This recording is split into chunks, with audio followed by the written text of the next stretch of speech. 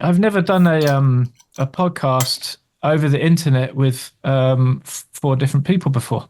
Oh, So what nice. you're doing here is far more complicated and challenging than anything I've ever been involved in. Should be a quote on the Right website. on the website. Far more complicated.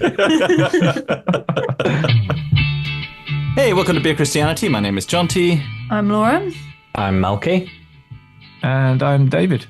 Hi, David. So nice to see you. David Benjamin Blower is our guest on the show tonight. David, so do you want to tell our listeners just a little bit about who you are and what you do? Sure. I am a musician and a writer.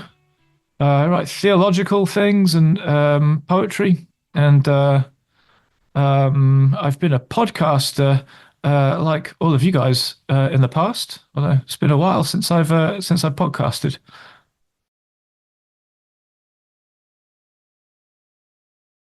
Fantastic. And you also do a really great newsletter on Substack. Do you remember the address so that people can find you?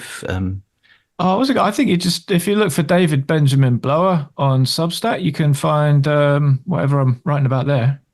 Great stuff. We've been enjoying reading it. We've been talking a lot about it today as well. So that's been very cool. A lot of what you have been writing has struck us as being very interesting in our conversations about people deconstructing. And also something that you wrote a while back about why you don't consider yourself a progressive. There's a whole bunch of kind of themes that kind of seem to interrelate there. Where do you place yourself in terms of theological identity, religious identity at this point? Because it all seems quite fluid for a lot of us at the moment. Yeah, good question. I don't think I've got a good answer for the question. I mean, I'm sort of very squarely Christian. I think maybe like lots of people, I've wondered whether that term felt truthful or useful. But I sort of decided that's the case. I mean, my background is I've grown up in an evangelical kind of world, that kind of family. I've sort of inhabited those spaces as a younger person. I don't really. I'm not part of an evangelical kind of community these days. My sort of theological explorations have I don't know, brought me into dialogue with all kinds of people. But I don't know if I I don't know if I've ever landed into a good word for it. You know, it's a fearful thing, isn't it, to sort of identify yourself with a tribe. Yeah. All sorts of things might happen. I'll call myself an anarchist and a Christian, but I don't know what else to narrow it down to besides that. And you, part of your podcasting career previously was being on the Nomad podcast, which if you don't know what that is, that's like this, but much smarter and deeper. And that seems to be a quite like a reference point for a lot of people who are deconstructing or who are trying to move beyond maybe narrow tribal understandings of their faith. The deconstructing movement, have you engaged with that at all? And do you think it's a positive thing, a negative thing? Do you have thoughts? Oh, I want to ask you all about your question. That's a fascinating question, but I'll be a decent guest. Don't be a decent and guest. Answer first. Don't push back. It's fine. Yeah, well, yeah, no, I'm going to want to know like where your question comes from, but I guess Nomad podcast was very much kind of came with the language of deconstruction and that kind of thing. I've never identified with that word. I've always resisted it, really. I mean, I think that was always the case when podcasting for Nomad as well. I think whenever that kind of word came up in discussion, I was always inclined to sort of stand a little to the side of it. I think, I mean, I could say so many things. There's so many directions I could go with that. One reality is it didn't really that word doesn't really feel very true of my story in that there's a it's an oversimplification, but there's quite a common kind of testimony that goes to the front in the deconstruction world that was something like I was very involved in an evangelical kind of world, and then it fell apart, and it was very difficult, and I sort of came out into a better kind of complexity, having deconstructed my faith, and that's a better place to be. I think for myself, I was never really at the center of the evangelical communities I was part of. I was always you were kind of being weird on the edges of it, as I think many people do. So I was never kind of that. I don't know. Do I want to say I was never really all in terms of that as an identity? And then perhaps consequently, being no longer really part of the evangelical world, it's not really my nemesis. I don't feel that, and I don't really want to form myself kind of with this other tribe as a kind of foil or a scapegoat, whatever they think, I'll think different kind of thing. So that's that's how I feel about that term as a tribal thing. I mean, I'm sure I'm taking things apart and deconstructing things all the time. I think we all are really. But yeah, that's maybe a small window into my reasons for trying to parry the term. I'm curious about your asking it. Am I preaching to the converted or? Weirdly, I think for me, you're preaching to the converted in terms of I feel like I've probably deconstructed a whole bunch of stuff, but I don't feel like I have to dunk on evangelicals all the time. But I do find that a lot of that evangelical stuff that I've been surrounded by in the parachurch and in evangelical churches and Baptist churches I find that quite irritating now. I find aspects of it that I don't think are core to it really quite irritating. But like you, I never really felt like I was, all in or bought the whole thing. So yeah, I don't have. It doesn't feel like if I am deconstructing, it's costing me that much because I never really felt that at home. I never really expected to in a church. I never really expected for it to give me everything I wanted or needed even. So it was a kind of, so moving further away from it is more I feel sad for people who ask me some questions in a church context because I think it makes them uncomfortable. It would be where I come from with that. But we ask the question just because we think a lot of the people who listen to us end up being in that kind of space. And we know a lot of people who are in that space, who have gone through that space. And we just realized we hadn't spoken about it enough. And a lot of people would like to hear more about it, I guess. I mean, they should go to Nomad. That's the most. Go to the people who are doing it right. But, we figured we should anyway. But I don't know. What are you guys? I think I really resonate actually, David, with what you were saying about kind of not necessarily fitting the kind of trope of deconstruction, because I mean we've touched on it quite a lot on the podcast, but I don't necessarily come from that kind of like strict conservative fundamental kind of church background as these guys kind of have, and I definitely think I think I am quite similar in that like I've definitely deconstructed things on the way, and I think I don't want to, it feels like such a knobby thing to say, but I think like, I'm more reconstructing than deconstructing. But like, I think there is value in it as a like kind of term for understanding and changing aspects of your faith or grappling with aspects of your faith, I think. But yeah, I wouldn't necessarily kind of be like, well, I've not necessarily done the whole journey, the kind of typical journey that you're meant to have done to kind of be deconstructed. So it can be quite a weird phrase to kind of have around you as a descriptor if you've not necessarily gone through the whole thing. But I think you can still call yourself deconstructed even if you haven't done that kind of typical journey of it. Yeah. Meanwhile, here's this fucking liberal. Hey, Malky, tell us about your journey. Yeah, Sorry, did we I've told you any about this? I don't yeah, think so. I fit more into those boxes. Growing up, son of a preacher man, and evangelical church, going on all in with UCCF at my uni days, and being part of a kind of fundamentalist Calvinist church and all that. But I think it's really interesting to hear your approach, David, because I think I'm more drawn to the labels, as I feel like I for whatever reason was missing I don't know, I didn't have a strong sense of myself.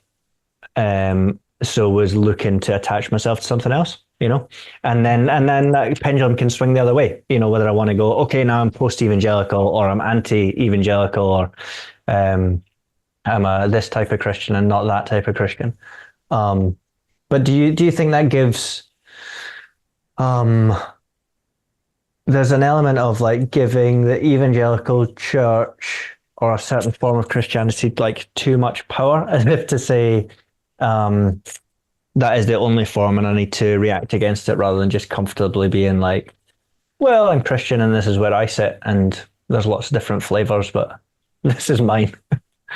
Does that make sense to you? Yeah, I think that's beautifully put. Like if sometimes the thing that you want to kick against, well, that's the very thing that you can't stop thinking about. So even in your own mind, you end up kind of forever in knots about the enemy you can't get past. I also sort of think there's the possibility. There's the René Girard phrase: "You should choose your enemies wisely because you'll become like them." I think there is the scenario that you begin to mirror the thing you're trying to get away from, because you're sort of looking for your own version of everything you know of that kind of thing. So you end up a bit tied to its categories. Yeah, I think that's yeah, I think that happens. Yeah, and we've been thinking a lot as well about just like the church. I think big thanks to Greenbelt, by the way, for making this interview happen. But we Oh yeah, also thanks, Greenbelt. thanks Greenbelt shoehorning that in. But we went to see Richard Raw do his virtual talk at Greenbelt, which we have, if you've listened to the last few episodes of this podcast, we've not shut up about. But he said this wonderful thing. I think somebody asked him if there was anything he regretted or anything he would change, I think, from kind of his work. And he said, I wish I had been less hard on the church. And yeah, I'm just interested to hear your thoughts on that. Do you think we are in kind of our kind of deconstructed, I say with air quotes, kind of progressive space? Do you think we are sometimes too hard on the church, or do you think the church is worthy of a bit more criticism? Oh, yeah, good question. Um, I mean, part of me thinks both. I could, like, I don't know if we could critique ourselves uh, too carefully. But then I also think it can become um, uh, well, a sport, I guess, or so something unhealthy can happen in it. Part of me is always cautious of what we mean when we say the church. In some ways, it feels like too big a category to say anything meaningful about in one word. So when we say the church, I don't know. Do we mean like the Catholic hierarchy and also the Salvation Army? Do we mean bells and smells and sort of charismatic environments? It's a very broad set of uh, micro climates in that world, and they're not all the same, and they're often pulling in very different directions. So I guess, I mean, I suspect that we're all thinking about the experiences that we've had in our sort of church environments. But I'm inclined to want to see the whole thing as more complex than something I could easily talk about in one word. So I don't know. Maybe a helpful thing is for me is to think is I mean, if I'm writing about this, on Substack or what have you, trying to write about things I've experienced in the church is maybe more helpful for me than saying something about the church as a whole. I think it's too big a category, really. So we've been talking to a listener who's been saying that he's been struggling with some of his experiences within the church, as somebody who's worked for the church and who is finding himself a little bit not at home in the context of his fairly conservative evangelical church, but still not wanting to just drift out into what he would think of as kind of cultural Christianity, or which I think is a very kind of specifically evangelical way of thinking of things, or a very Protestant way of thinking of things. Or I think drifting too far away from that anchor of his faith. For people who are in that kind of space, what would you say to people like that? In terms of advice, in terms of where to go, what to read, how to approach that without having that kind of really wrenching, traumatic break that a lot of people have and didn't want? I don't know. I don't think if I look back at how I've played my journey and when I've, made the Exodus move and when I've stayed with things, I don't know if I don't know if I'm a good example, really. Don't know if I feel good about all of my choices. I I know people who stay in sort of church communities where there's a lot of dissonance for them, because there's real value. Often people staying in places where the kind of belief system is something that they are in dissonance with, but their community really matters to them. And I don't place a higher value on the dogma than the community. I can well understand why people might stay for the sake of relationships and social fabric. I think it's quite possible to do that authentically. And that's a big thing to lose. So, I really think it's a personal choice, sort of navigating that. And I think probably we're all in some question of compromise, I guess, between what we're looking for, what we're hoping for, what expresses our, the authentic truth of our prayerful life or belief, what it means to be in community. I really think those things are kind of very much personally discerned. I'd want to talk to I'd want to ask the person questions, See, this is the problem with wise, humble people, is it's always that, when we need a sound bite, we need something we can turn into a tract and hand to, that's good. That's obviously true and helpful. What is it about Christianity and God and Christ that keeps you anchored to it? Because I think you're clearly not somebody who's kept there because they haven't thought about it, or they haven't faced any, doubts or, potential for crisis of faith or community. What is it that keeps you anchored to it? I don't want to make any presumptions about your faith, but you know what I mean? It's an embarrassingly over sincere answer in a way. I remember a very long time ago, when I was a younger person, reading. I read a bit of what's Richard Dawkins', famous, infamous book, The God Delusion. I remember reading it, thinking, let's read this and see what this is about. I read a bit of it, and I read some of it, and after reading not very much, I just had a kind of eureka moment where I thought, he just doesn't believe in God. That's the truth about this guy.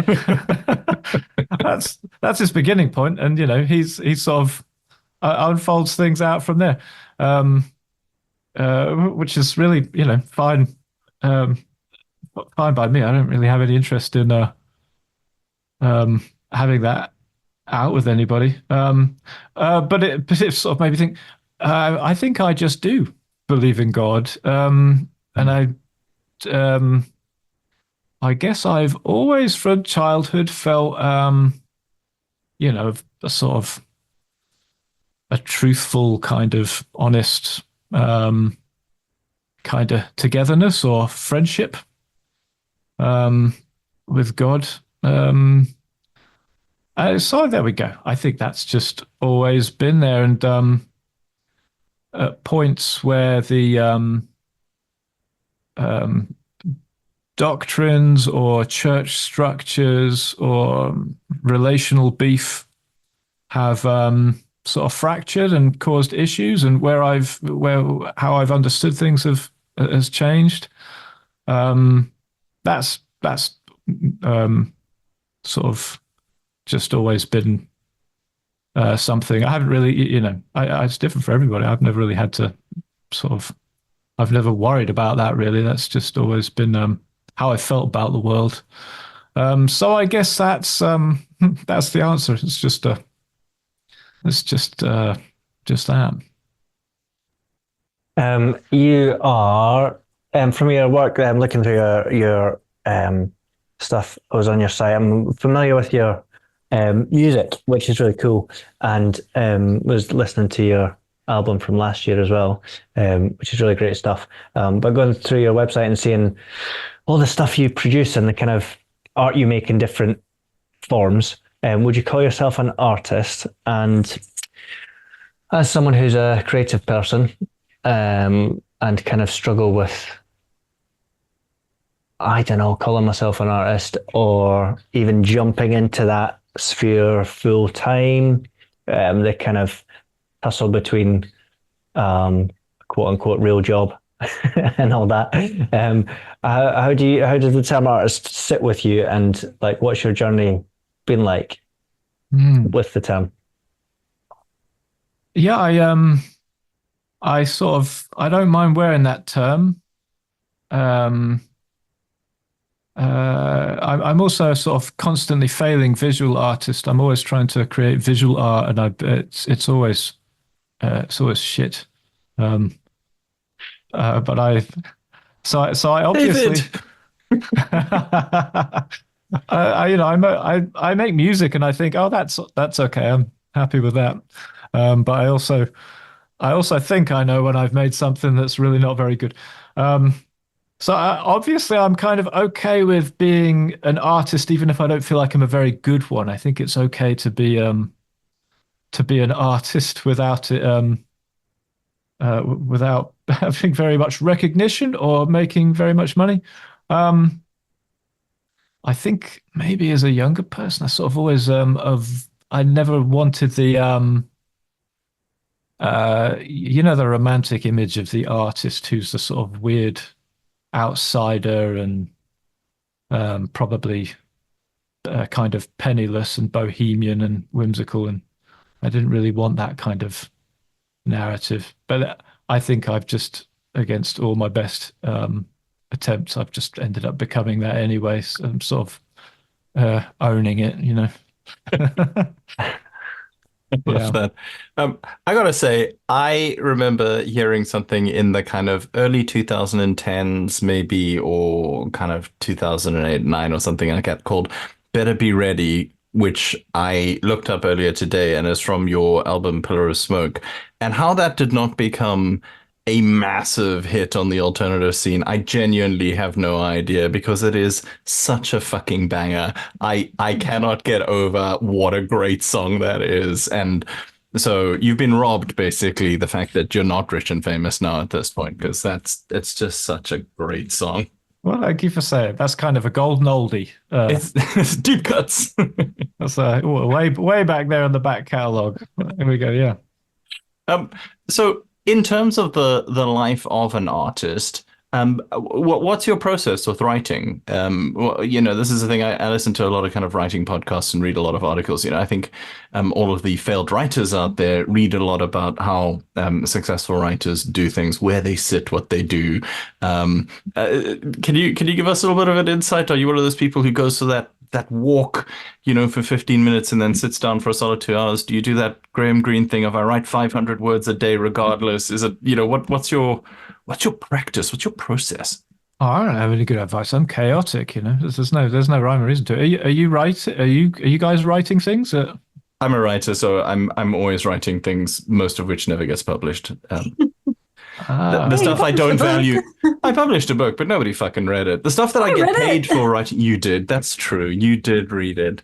You and like 25 other people. I started reading it. Yeah, my mom too. My wife too. But that's just my relationship with books. That's not a reflection on your quality. What's the book? Is this? For listeners, I've just pulled it off the shelves that are behind me. Incredulous Mishweshe and the Lightning Bird by J.W. Langley. Oh, wow. That looks like cover design by Melky Curry. Yeah, that's true. That looks like a fiction book. Is this like a... It is a fiction book, yeah.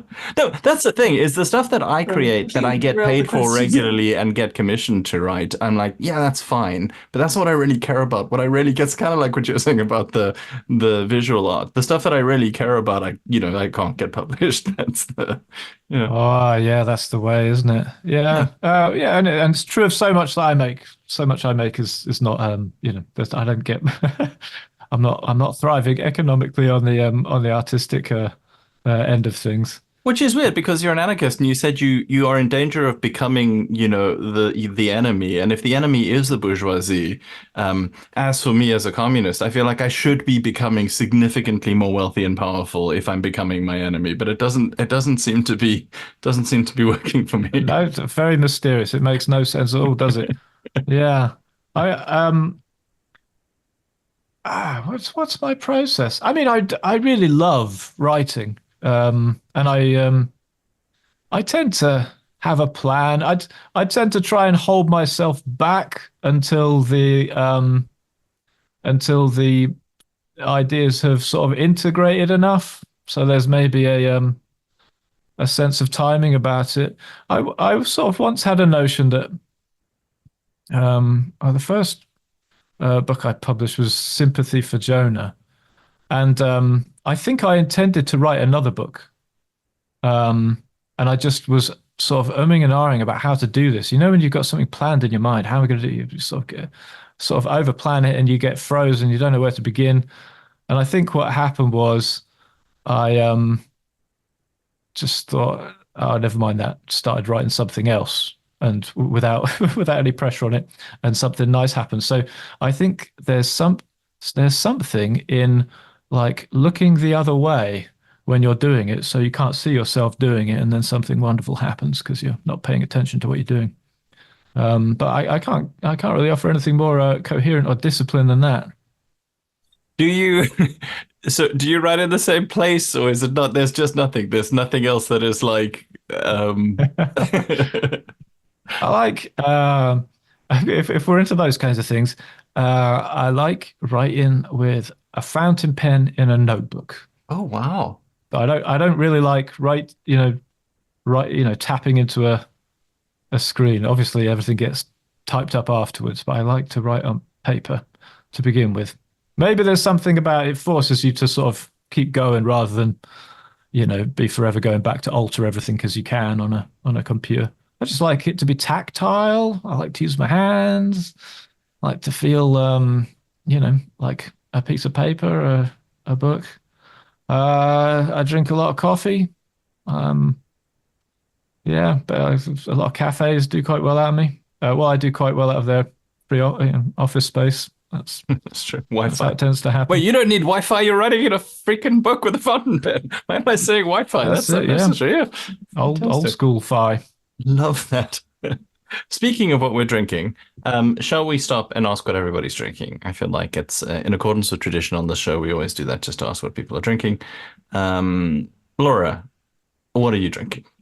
I'm drinking water. What? Because I only got back from holiday yesterday and I have not had time to buy any things. So I just have a trusty pint glass with water in it.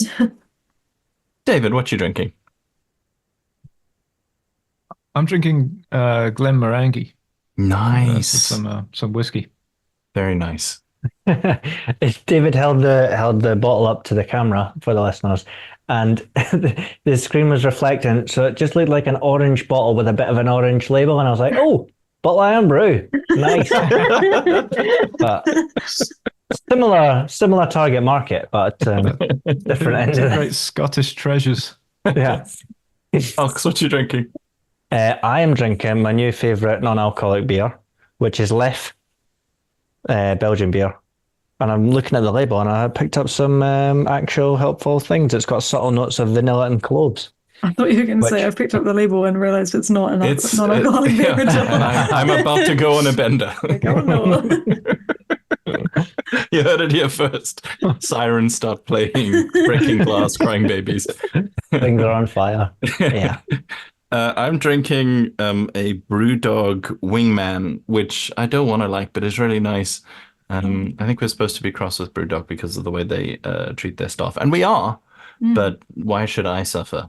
You know, that's the main thing. I actually had forgotten this was Brewdog. I just saw an interesting looking can. It has a picture of, I think, a vulture in an old World War I flying helmet. And that is the basis on which I choose my beers. I thought it was a pigeon. Is it a pigeon? Is this a pigeon? And that kind of attitude is going to get us cancelled, Jonty. I think That's that is true. a pigeon. Yeah. Oh shit! Well, wait, I think they're riffing on the old cartoon, the Catch the Pigeon cartoon there, aren't they? You guys see that? Catch the Pigeon? Just three blank faces. Oh man! Was that Okay. Dastardly and Muttley? Yeah, because Dastardly and Muttley, they're like they're one of the people in a plane trying to catch the pigeon. There's just all these people in biplanes trying to catch the pigeon, and they never can because the pigeon's too crafty. Nice. Good to know. Look it up on go. Everyone needs to pause David, the that's- podcast. Go Yeah, look it pause up the on podcast. YouTube. Go look it up immediately. Dastardly and Muttley pigeon. That's in the Keith Chegwin sphere with these guys. Because, see, and Laura's shaking her head. Every fucking time I'm like, who is that? That's better that you don't know. Because, Jonty, when did you move to the country? 2004? Yeah. So, like, Jonty has got a lot of pop culture references, and we get on so well, and there's so many links, but there's just a black hole if it's before then. And then Laura's just too young.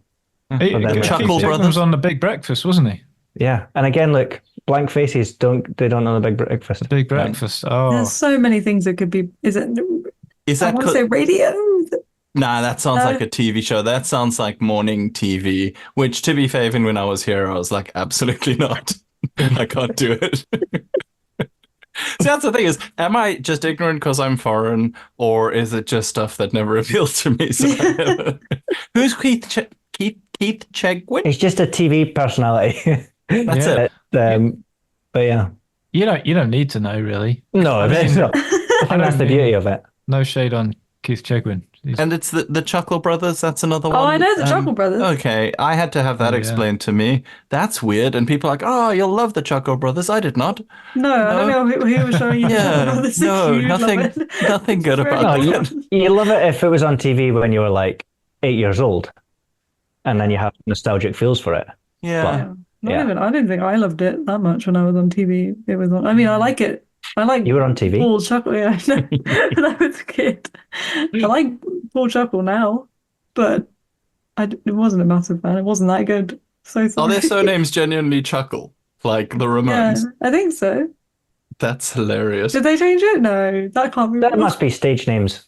No, but I mean, they're calling themselves that. I don't mean they were Yeah, christened they definitely like Paul yeah. and Jimmy Chuckle, whoever they Paul and are. Barry. Barry, peace be upon him. So sorry. Yeah, he passed away.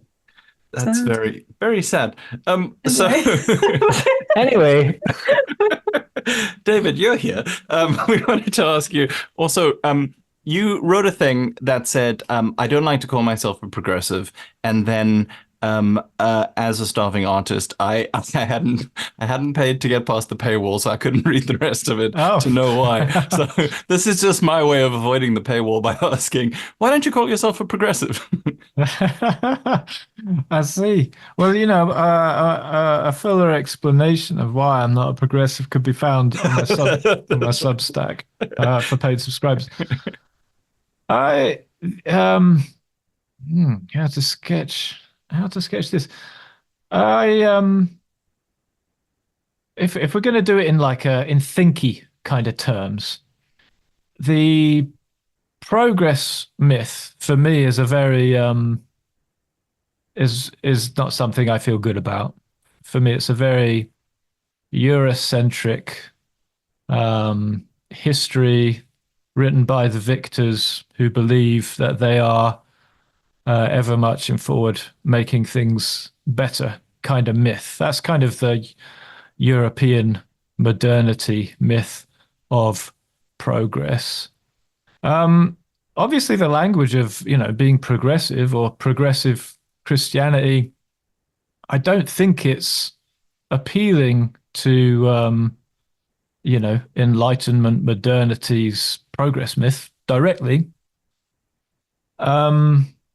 But in my mind, and also in my social experience of progressive spheres, the intellectual conceits are the same ones, to my mind. History is seen as a linear thing, as one story.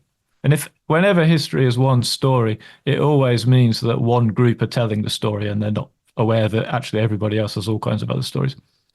And in that story, things are getting better because we today are cleverer than people who've gone before us who were stupider than we are. So, yeah, for me, the progressive rhetoric, which in theological realms, it would come out, for example, in the idea of that the Old Testament's all just dreadful nonsense. The New Testament's nice, which is it's only possible to make that mistake if you haven't really very carefully read either. But the problems in those kinds of scenarios, where in that instance you're quite blindly lampooning the sacred text of another faith tradition that you as Christians actually kind of appropriated and ran off with, is sort of exemplary to me, to my mind, of why the progressive ideal sort of lines up with the progress myth. So yeah, I'm not a progressive for those kinds of reasons. I'm not convinced that we're smarter than we used to be. I don't think we're doing less damage now than we have done in the past. Those sorts of reasons. And there's a kind of ego-serving thing in there of like, I'm a progressive, so I've arrived. I'm at the end of history and you are still somewhere in the beginning. It's got that same kind of Weasley thing as, well, I'm a Bible-believing Christian, which means I believe it in a very specific way and you don't. And it's just like, we're the only ones who, yeah, it's the same. It's different sides of the same kind of identity coin, I guess. But yeah, this comes back to the issue of mirroring the very thing you're trying to get away from.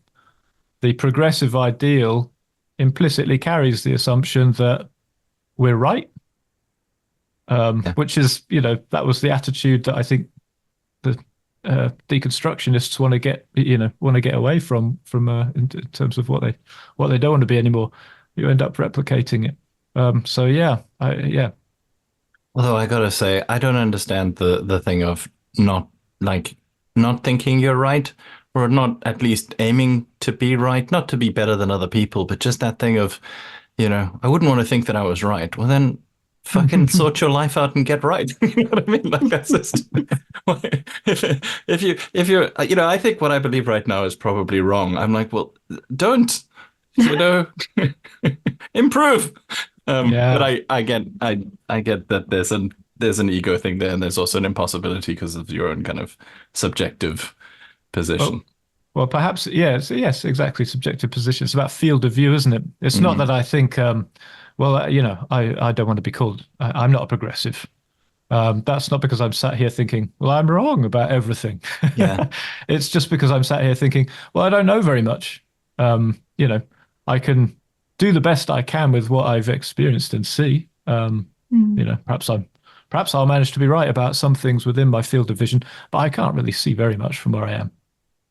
Do you think you would ever put yourself in a position if somebody asked you, hey, could you mentor me? You've been doing this faith thing a long time. You seem pretty wise. You write some stuff that people really resonate with, and people do look to you. You're writing stuff that is guiding people. Is that an uncomfortable position to be if you're not necessarily mentoring them through the writing, but for some people that's going to be the experience. Yeah, it is a little uncomfortable. If I can, I always want to convey the the many disappointments I have with myself. I don't consider myself exemplary in any way. I mean, I would just want to be someone's friend, really. If someone came to me with that kind of desire expressed, I think I'd just want to ask some questions, and they can ask me questions. And I think friendship and relationship is generative for living well together. Yeah, maybe your question alludes to something of the power that comes from having a small voice and writing to a bunch of people. Yeah, and I think there's a practice of trying to, I don't know, I'm always trying to leave like a plug hole in whatever I do so that you can empty out. You ever speak to Kester Bruin? That writer? He wrote a wonderful book called Mutiny, among others. It's a very interesting theological thinker. I don't know if he's a person of faith anymore, but a very interesting guy. Anyway, he starts every book with "I might be wrong" in brackets, Nice. and then continues from there. So yeah, there we go. There's a little necessary discomfort in that for me. Yeah, and just off the back of Jonty's question, how should I live my life, David? You guys are on a podcast. Yeah, no. Everybody's listening to you. Have you been paying attention? We want you to start a church and you be the pastor. This is what we're saying. No, my actual question. I've been doing a lot of thinking, and I kind of brought this up on the podcast before about kind of how we deal with that kind of thing of just kind of the understanding that all of the structures we live in now are built on the structures that have existed before, and trying to reckon with the fact that those structures have, caused a lot of pain and harm and terrible things in our world, and continue to create that harm now, and how we can, whether it's possible to create new structures with that background, or is that possible, or do we have to just continue to kind of, how do we do that with having that kind of background? Yeah. That's your question leads me back to the reason why I don't want to get too caught up in like ecclesial navel gazing, because I think, as you say, the structural issues we have they're repeated in different forms in so many different structures. The problems that I see in this church or that tradition are happening in other ways, in other religious traditions, in sort of worldviews and economic structures and political structures. I think there's something sort of exhausting and overwhelming about the present moment of history in that it's everything's always changing all the time. But I think there are moments where everything changes a little bit too much at once. And even when you're living in it, there's a sort of common unease, a common awareness that like the roads of so many fundamental structures are just running out. That you've reached we've reached a collective point of a crunch point in Western structures rooted in modernity, enlightenment, and that's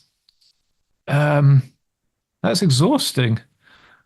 One of the symptoms for me is that there's I feel a sort of a loneliness and a lostness because a lot of the traditions that would give me roots and stability feel very compromised or lost or broken up or unreliable.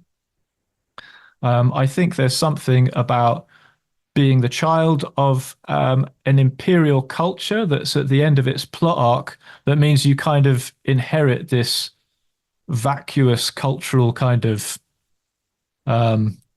confusion.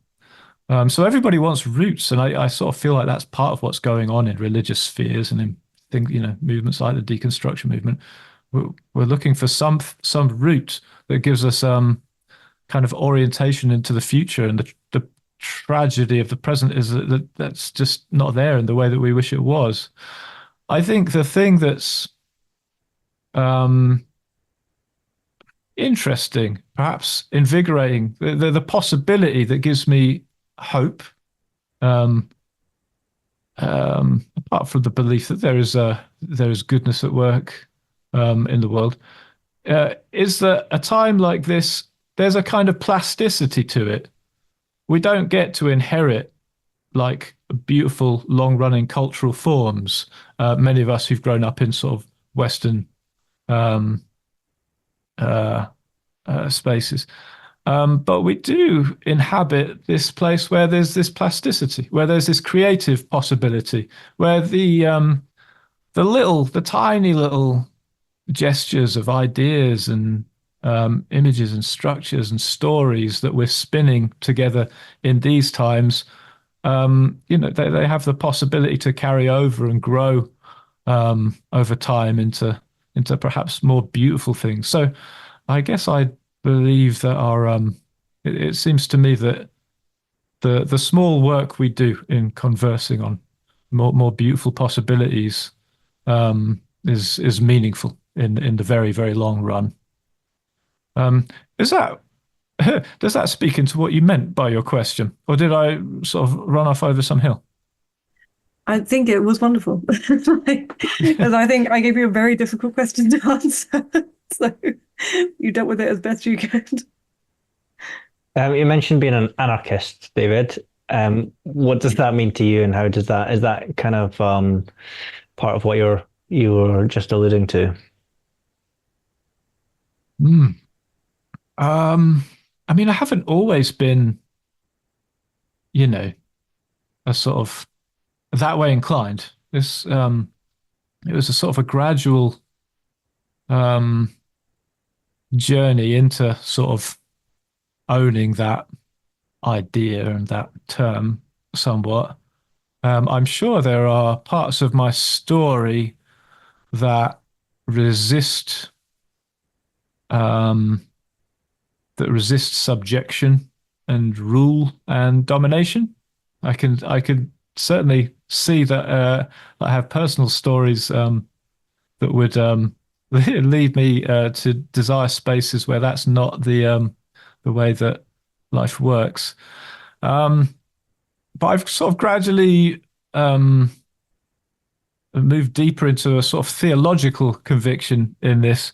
It's weird. Like, it sounds wonderful when you read like in Romans 10, the Messiah is the end of the law.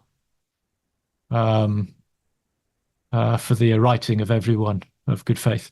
The Messiah is the end of the law. That's very exciting. But it never struck me as very exciting when I was a kid because it was always wrapped up in an idea of Paul um, that came as a very packaged kind of theology that says, well, Paul doesn't like the law because the law is Judaism and Judaism is a bad religion and Christianity is a good one. So we should be Christians and not Jews. That was the kind of a crude summation of the Reformed kind of shtick. So the thrill of the words "the Messiah is the end of the law" just gets totally lost. The more I've sort of dwelt on it and explored it and written about it, the more I think that the early Messianic movement that they were anarchists. Paul wrote those words to people living in Rome, and he was writing to the not to the Jewish part of the community. He was writing to people who lived under Roman law, and Roman law was kept by violence, and that's how Rome kept the peace and believed it had the right to do whatever it wanted to people. But I think in that letter, the idea is that the Messiah eradicates the need for law because the Messiah opens up the possibility of relationships good enough to trust. There's a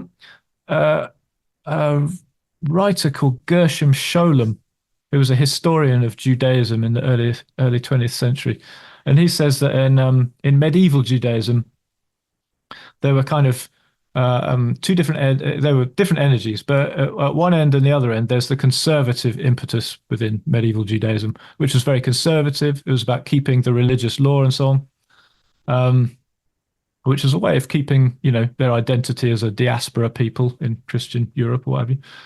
But at the other end was the utopians. Those are people who sort of lent into the messianic idea, and they tended to be anarchists of one kind or another, because when the Messiah makes everything whole, then there will no longer be any need for laws to prevent wrongdoing, because wrongdoing just won't be part of the logic of the world anymore.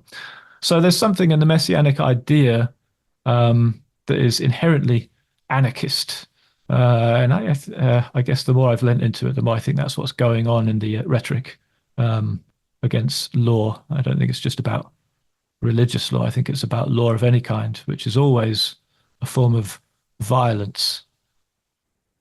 And I guess that's a more sophisticated understanding of anarchism than perhaps somebody who hasn't looked at it in a kind of theoretical way, who would be like, oh, so it's like just, fucking shit up and not doing whatever you like. And do you know what I mean? It's quite far from what Chomsky would consider anarchism. Is your understanding of anarchism like there is no dominative relationship between people? What is the kind of core of it?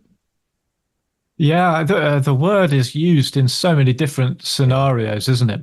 In so many different ways, to the point where it's quite possibly not a helpful term. It is by many people just used to mean chaos and disaster. Yeah, and that's not what I'm attracted to exactly. Would you restate your question? You're wanting me to define what I mean by the term?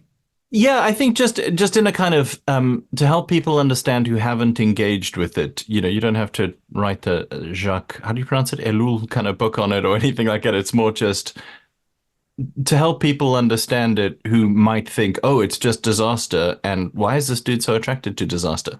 Mm-hmm. Yeah, so I'd put it like this: we need law. Well, first, I'd say that all law is violence because every law is guaranteed by the threat of violence. If you do this, then this will happen to you by force. There's nothing you can do about it. It's the law. So all law is violence. So law is inherently problematic if violence is problematic. We accept it as a necessary evil.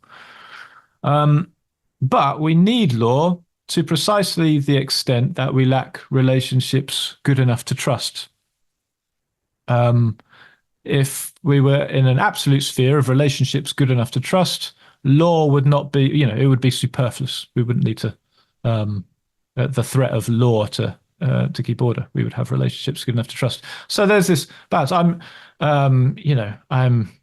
a realist. I think if there was a button I could press to make all law disappear, I would absolutely not press it. I think that would be a disaster because we don't have relationships good enough to trust. I'm about forming forms of life, relationships, communities where relationships are such that law is superfluous, but involved in that is an awareness that law is part of the problem. Law reproduces the violence it polices, when it polices it. So that's hopefully the beginnings of a sketch of what I mean. That's great. Does Christianity or the concept of Christ have anything to add to that is useful, specifically?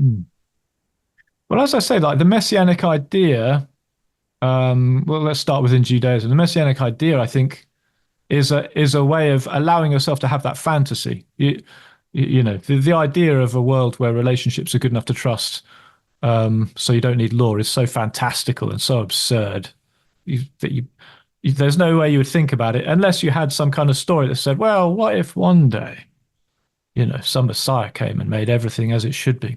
Then you're able to sort of entertain the fantasy and live towards it. So there's something in the Messianic idea that leads you there. I suppose the peculiar thing in the Christian story is this Messiah who arrives and gives this glimpse of, the world as it should be, and then disappears and leaves it as disastrous and violent and dreadful as ever it was.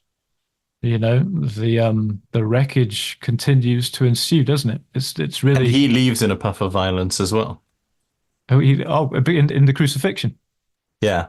Ah, right. Okay. Yeah. I guess I'm kind of thinking of the ascension. So Right. Okay. It comes. Yeah. Jonty, did you not read that? He came back from the dead. Oh shit! Sorry, I haven't read the sequel. One of the main things. You've just been on Mark's gospel. That's right. But the peculiar thing in Christianity is the Messiah who comes, gives a glimpse of it, but then disappears. And there's something in this, there's a mysticism about the idea that, the old idea that, well, the one who's died is no longer subject to law. So, the Messiah's died and been resurrected. And if you can be baptized into that death, then you vicariously also are kind of no longer subject. You can make your declaration of uncitizenship from the powers that be by being baptized into that death and declare yourself no longer subject to the law and live under a different logic. But I suppose the peculiar thing about the Christian story is it opens up the possibility of that anarchic mutual aid kind of life in a world that is still absolutely as violent and subjected and disastrous as ever it was. That's really interesting. I years and years ago listened to a man called John Piper meticulously taking me through the book of Romans verse by verse. And he explained exactly what everything means. So I don't need your study on Romans. Thank you very much. I saw that you have been studying through Romans, and that's really fascinating. I want to go and get my head into that. So do you think that's a lot of what Paul's language is actually meaning in terms of wrestling with the law, rather than just dunking on Judaism? Yeah. I am sort of in resonance with a very, very large school of theological thought called Paul within Judaism, where Paul is understood as being, operating very much within Judaism. Not Paul is understood not to have converted out of Judaism, and to be entirely happy with that as his religious identity. So in those terms, Paul's definitely, this not the guy who's sort of tossing out one religion and starting another one, that will end up being a mirror of everything he thought was bad about the previous one. My contention is that Paul's rhetoric against law is far more paradigmatic than that, far more political. Fascinating. That's awesome. David, we have taken up a fair amount of your time already, so we just wanted to thank you so much for joining us and for all the insights and all the laughs and the good chat. Where can people find more of your stuff? Music, books, newsletters, anything else? Point them in the direction. Visual art as well. Shit visual art. As a visual artist, I loved your diagram. Is there more? I think there is more. Maps or diagrams. Maps. I really want to make beautiful maps. I'm so bad at making them, but I really do try hard. I'm trying to make three maps at the moment. For shitty visual art. If you find me on Instagram, just look for David Benjamin Blower and everything. So it's always just that. Then there's art there. If there's good art there, it's probably because I've taken one of my daughter's drawings and turned it into a print or something like that. For writing and for sort of kind of ongoing communications about what I'm doing, find me on Substack, and you can find my music in the places that anybody listens to music. If you want to give me money, go to Bandcamp. If you want to screw me over, then just go stream away. Straight to Spotify like the sponging parasite you are. Good. Well, David, thank you so much for your time. Thank you so much for all your insights. And we wish you well. You can find more about Bare Christianity, barechristianity.co.uk. You can write to us, barechristianity@yahoo.com, because we're old school like that. You can find us on Instagram and other places. And thanks for listening. And goodbye. Bye. Bye.